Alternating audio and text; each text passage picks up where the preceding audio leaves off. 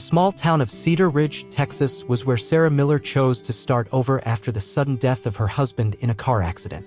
Hoping to find a peaceful and safe environment for her son Ethan, a 10-year-old boy with a mobility disability due to a rare condition, Sarah decided to leave the bustling city and move here. She bought a small house in a quiet neighborhood where tree-lined streets and charming homes with white picket fences created a serene atmosphere. In the beginning, everything seemed perfect. Ethan, though unable to walk like other children, always wore a bright smile whenever he was pushed in his wheelchair to the nearby park to play. Sarah, a drill sergeant with a toned physique and sharp eyes, always made time for her son after her demanding work hours. She hoped this place would be a fresh start for both of them. However, the peace didn't last long. The neighborhood was governed by a strict homeowners association, HOA, and its president, Karen Whitmore, held the highest authority. Karen, a middle-aged woman with golden blonde hair and expensive fashion taste, always carried herself as someone of high status and power. She frequently strolled around the neighborhood inspecting each house and never hesitated to criticize anyone who violated the HOA's rules, no matter how minor the infraction. One sunny afternoon, Sarah took Ethan to the park so he could play with his beloved rubber duck. Ethan giggled as he watched the duck float on the water, his eyes sparkling with joy. Sarah sat on a nearby bench, smiling as she watched her son, her heart filled with happiness. But that joy was quickly shattered when Karen appeared.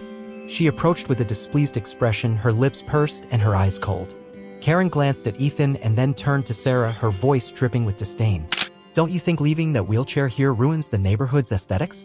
It's destroying the beauty of this park." Sarah suppressed her anger, trying to stay calm.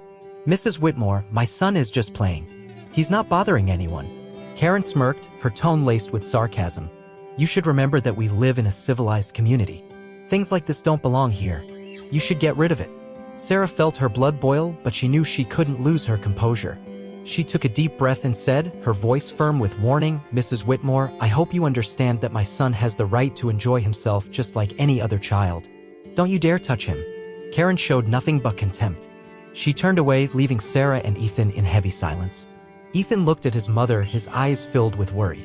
"Mom, did I do something wrong?" Sarah hugged her son tightly, her heart aching. "No, sweetheart. You didn't do anything wrong. I'll always protect you." In the days that followed, Sarah tried to avoid Karen, but the woman seemed to go out of her way to cause trouble. Karen frequently sent warning letters about minor violations that Sarah didn't even know she had committed, such as placing the trash bin too close to the street or failing to trim the bushes in front of the house. Each time, Sarah endured it silently, not wanting to stir up more trouble. But then a fateful day arrived.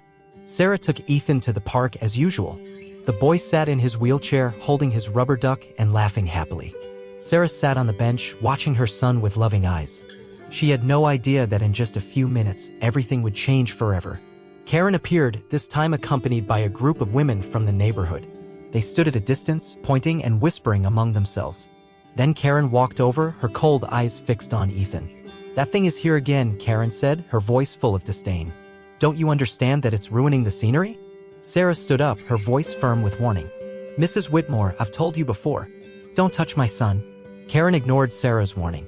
She stepped closer to Ethan, looking at the boy with disgust. Then, in an unthinkable act, Karen used her cane to push Ethan's wheelchair into the river. Ethan let out a terrified scream, flailing in the cold water. Sarah rushed forward, her heart shattering as she watched her son sinking. Without a second thought, she jumped into the river and used all her strength to save Ethan. The strong current swept both of them away, but with her military training, Sarah managed to stay calm and pull Ethan safely to shore. The boy coughed violently, water streaming down his pale face. Sarah held him tightly, her heart filled with rage and pain. Karen stood on the bank, her cold eyes looking down. "Serves you right, troublemaker," she said, her voice full of scorn. Sarah looked up, her eyes blazing with fury. "You'll pay for this," she said, her voice filled with determination. And from that moment, Sarah knew her battle had only just begun. After the horrifying incident at the park, Sarah and Ethan returned home in silence. Ethan, who had always been cheerful and lively, now sat quietly in his wheelchair, his eyes red and his face pale with fear. Sarah took her son inside, gently drying him off and changing him into warm clothes. She held Ethan tightly, her heart aching with sorrow and anger. "You're okay now, Ethan," Sarah whispered, her voice trembling. "I'm here with you. I won't let anyone hurt you again." Ethan nodded slightly, but he didn't say a word. Sarah knew her son was suffering from severe psychological trauma and she needed to take action to protect him from people like Karen. That night, Sarah couldn't sleep. She sat in the living room, the yellow light casting shadows on her resolute face. Sarah knew Karen wouldn't stop there. She was a ruthless and domineering woman, and Sarah needed a plan to deal with her. The next morning, Sarah decided to take Ethan to see a psychologist. She knew her son needed help to overcome his fear and trauma. On the way, Sarah saw Karen standing in front of her house, talking to a group of women from the neighborhood.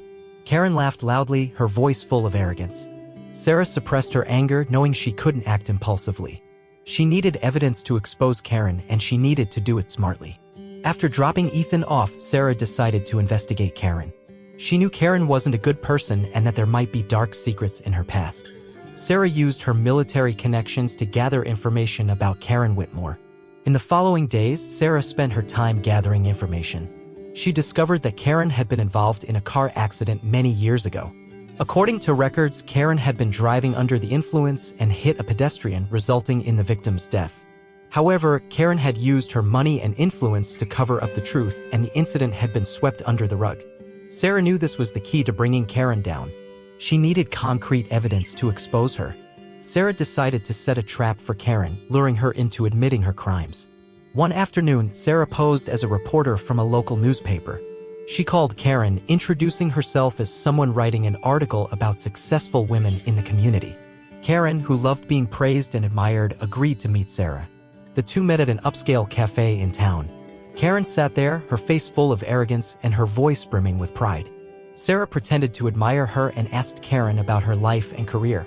"Mrs. Whitmore, you truly are an admirable woman," Sarah said, her voice filled with admiration. "Could you share with me about your successes?"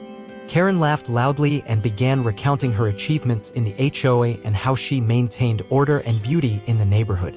Sarah nodded, pretending to take careful notes. After a while, Sarah shifted the topic. "Mrs. Whitmore, I've heard that you faced some difficulties in the past. Could you share about that?" Karen suddenly tensed up. She looked at Sarah with suspicion. "Difficulties? I don't know what you're talking about." Sarah smiled, her voice soft but laced with implication. "I've heard that you were involved in a car accident. Is that true?" Karen's face turned red, her voice filled with anger. "What are you talking about? I don't know what you're referring to." Sarah didn't flinch. She looked straight into Karen's eyes, her voice firm with determination. "Mrs. Whitmore, I know you covered up the truth about that accident, but I have evidence. If you don't want this to come to light, you should cooperate with me." Karen stood up, her face filled with anger and fear. "You can't threaten me. I'll make you pay." Sarah also stood up, her eyes cold. "Mrs. Whitmore, you should remember that I'm a drill sergeant. I know how to deal with people like you. If you don't want this to get worse, you should be careful." Karen glared at Sarah with hatred, but she knew she was in a weak position. She turned away and walked out of the cafe with heavy steps. Sarah sat back down, letting out a sigh of relief. She knew she had taken another step in protecting Ethan and bringing Karen to justice. But she also knew the battle was far from over and still full of danger. That evening, Sarah returned home and hugged Ethan. The boy was slowly recovering, but the trauma still haunted him. Sarah whispered into her son's ear, "I won't let anyone hurt you again. I promise." From that moment, Sarah knew she needed to act faster and more decisively. Karen had crossed the line, and Sarah wouldn't let her continue to threaten their lives. After the tense confrontation with Karen at the cafe, Sarah knew Karen wouldn't let it go easily. Karen was a powerful and domineering woman, and Sarah needed to act quickly to protect Ethan and bring her enemy to justice. She decided to dig deeper into Karen's past, hoping to find more evidence to take her down. Sarah spent the entire day going through old records and contacting people who had known Karen years ago. She discovered that Karen wasn't just involved in the fatal car accident, but had also been part of other scandals, including bribery and covering up crimes. Sarah knew this information could be a powerful weapon against Karen. However, Sarah also realized she needed to be careful. Karen had significant influence in the town and could easily use her money and power to silence her opponents. Sarah decided she had to act smartly and discreetly. One evening, Sarah called an old friend from the military who had experience in investigations and gathering information. She asked him to help her find concrete evidence of Karen's crimes. Her friend agreed, and the two began working together. Meanwhile, Ethan was still deeply affected by the incident at the park. He often had nightmares and refused to leave the house. Sarah spent more time caring for and comforting her son, but she knew that only by bringing Karen to justice could Ethan overcome his fear. A week later, Sarah's friend contacted her again. He had found some crucial evidence, including a recording of a conversation between Karen and a man in which she admitted to bribing the police to cover up the accident. Sarah felt relieved, but she knew she needed more evidence to ensure Karen couldn't escape punishment. Sarah decided to set another trap for Karen. She posed as an investigative journalist, contacted Karen, and requested an interview about her successes in managing the HOA. Karen, who loved being praised, agreed to meet Sarah at her home. The two met in Karen's luxurious living room. Sarah pretended to admire Karen and asked her about her achievements. Karen eagerly recounted how she maintained order and beauty in the neighborhood, boasting about her power and influence without hesitation. After a while, Sarah shifted the topic. "Mrs. Whitmore, I've heard that you faced some difficulties in the past. Could you share about that?" Karen suddenly tensed up. She looked at Sarah with suspicion. "Difficulties? I don't know what you're talking about." Sarah smiled, her voice soft but laced with implication. "I've heard that you were involved in a car accident. Is that true?" Karen's face turned red, her voice filled with anger. "What are you talking about? I don't know what you're referring to." Sarah didn't flinch. She looked straight into Karen's eyes, her voice firm with determination. "Mrs. Whitmore, I know you covered up the truth about that accident, but I have evidence. If you don't want this to come to light, you should cooperate with me." Karen stood up, her face filled with anger and fear. "You can't threaten me. I'll make you pay." Sarah also stood up, her eyes cold. "Mrs. Whitmore, you should remember that I'm a drill sergeant. I know how to deal with people like you. If you don't want this to get worse, you should be careful." Karen glared at Sarah with hatred, but she knew she was in a weak position. She turned away and walked out of the living room with heavy steps. Sarah sat back down, letting out a sigh of relief. She knew she had taken another step in protecting Ethan and bringing Karen to justice. But she also knew the battle was far from over and still full of danger. That evening, Sarah returned home and hugged Ethan. The boy was slowly recovering, but the trauma still haunted him. Sarah whispered into her son's ear, "I won't let anyone hurt you again. I promise." From that moment, Sarah knew she needed to act faster and more decisively. Karen had crossed the line, and Sarah wouldn't let her continue to threaten their lives. She began planning her next move, determined to expose Karen and make her pay for her crimes. After gathering enough evidence about Karen's crimes, Sarah knew it was time to act. She decided to organize an emergency HOA meeting, where she would expose the truth about Karen in front of all the neighborhood residents. Sarah wanted to ensure that Karen wouldn't escape justice, and she also wanted everyone to see Karen's true face. That evening, the residents of the neighborhood gathered in the small community hall. Karen, still confident and proud, walked into the room with an air of authority. She had no idea that Sarah had prepared a perfect plan to bring her down. Sarah stood up, her voice echoing in the quiet room. "Ladies and gentlemen, I know we all want to live in a good and safe community, but one of us has abused her power and committed serious crimes." Karen looked at Sarah with disdain. "What are you talking about? You have no right to stand there and slander me." Sarah didn't flinch. She looked straight into Karen's eyes, her voice filled with determination. "Mrs. Whitmore, I have evidence of your crimes, and I will show everyone the truth." Sarah turned on the projector, and images and documents about Karen's dark past appeared on the screen one by one. The residents in the room were stunned as they saw undeniable evidence of Karen's bribery, cover-ups, and even her involvement in a fatal accident. Karen's face turned red, her voice filled with anger. "This is a lie. You can't prove any of this." Sarah smiled, her voice cold. "Mrs. Whitmore, I have a recording of your conversation where you admitted to bribing the police to cover up the accident. You can't deny it anymore." Karen looked around, her eyes filled with panic. She knew she was in a weak position and had no way to escape. In a moment of desperation, Karen lunged at Sarah, intending to attack her.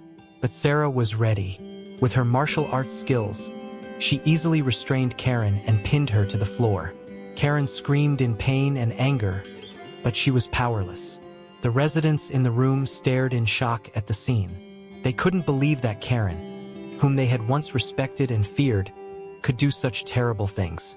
Sarah looked down at Karen, her voice filled with warning. "Mrs. Whitmore, you've crossed the line. You not only harmed others, but also threatened my son's life. You will pay for your crimes." At that moment, the police rushed into the room. Sarah had informed them in advance about the meeting and the evidence she had. Karen was arrested amidst the shouts and anger of the residents. She was no longer the powerful and proud woman she once was, but a pitiful criminal. Sarah stood there, watching as Karen was led away by the police. She felt relieved but also deeply saddened. She knew the battle was over, but it had also left many wounds in her and Ethan's hearts. That evening, Sarah returned home and hugged Ethan. The boy was slowly recovering, but the fear still haunted him. Sarah whispered into her son's ear, "I've protected you, Ethan. Karen won't be able to hurt us anymore." Ethan looked at his mother, his eyes filled with trust. "I love you, Mom." Sarah smiled, her heart filled with happiness. She knew their lives would no longer be threatened by Karen. But she also knew she needed to remain strong and protect Ethan from other dangers in the future. From that day on, Sarah and Ethan began a new life, one where they could live peacefully and happily. Karen had been brought to justice, and the truth had been revealed. Sarah knew she had done the right thing, and she would always be ready to fight to protect her loved ones.